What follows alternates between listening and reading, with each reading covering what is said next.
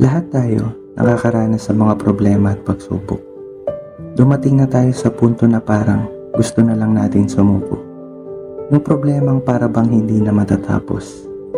Mga pagsubok na parang tubig sa bukal na walang hintong pagagos. May mga oras na lalamunin tayo ng emosyon na idadaan na lang natin sa bakasyon dahil baka nandun ang solusyon. Gagala, iaakyat, lalangoy, iinom na lang palagi. Pero pagdating ng kinabukasan, balik na naman sa dati. Sarap bumalik sa pagkabata, no? Wala kang ibang gagawin kundi mag-aral, maglaro pagkatapos kumain. Mga larong pambata na nagpasaya sa ating pagkabata.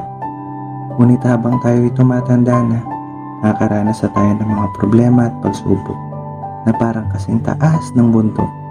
Mga problemang naglagay sa atin sa alanganin. Pero kahit gaano kataas ang bundok, pilitin nating akyatin makamit lang ang tuktok. Kasi sabi nila, andoon ang magandang tanawin. Lahat tayo ay may kanya-kanyang pinagdadaanan. Wala naman daw taong wala niyan. Sabi ko nga, bakit ako pa nakakaranas ng ganito? Unti-unti na ako nadidismaya. Bulong ng hangin sa akin. Hindi ka bibigyan nito kung hindi mo kaya. Tama naman. Kaya natin lahat ng mga binibigay sa atin.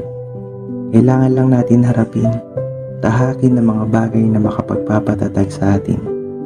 Huwag tayong matakot sa mga bagay na parang hindi ko yan kaya. Kasi mas nakakapanginayang ang salitang, sinubukan ko sana. Puntong magtatanong sa sarili hanggang sa panaginip, paulit-ulit iniisip na nasa huli pala ang pagsisisi.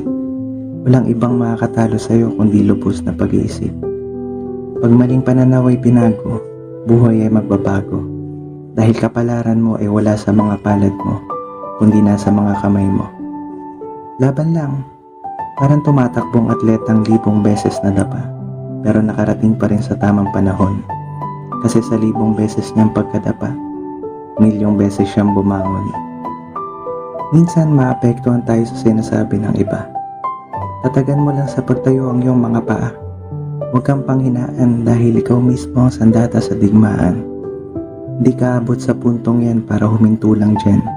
Hindi ka rin makakarating sa iyong pupuntahan kung palagi mong lilingunin ng mga asong nagkakahulan.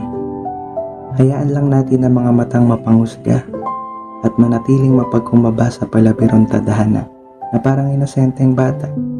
Di alintanang iaangat ka ng bathala. Gawin mong sandigan ng mga masasakit na salita mong natatanggap. Walang kahit ano o kahit sinong makakapagpahinto sa taong nangangarap. Isang halimbawa ang batang sa ilalim ng madilim na ulap mo makikita. Umuhos man ang ulan, luhang pumapatak tuwing kumakalaman tiyan. Lahat titiisin makapagtinda lang ng sampagita. Sa bawat matinding pagsubok at problemang dumadating, kailangan mo lang tatagan kasi sa huli matinding biyaya din ang dadating. Diyan naman tayo tatatag. Pag nalampasan natin ang mga pagsubok na hindi natin nakalain na kaya natin. At dadating ang panahon, mapapatingin ka na lang sa salamin ng hindi nakayuko. At mapapasabing, buti na lang hindi ako sumuko.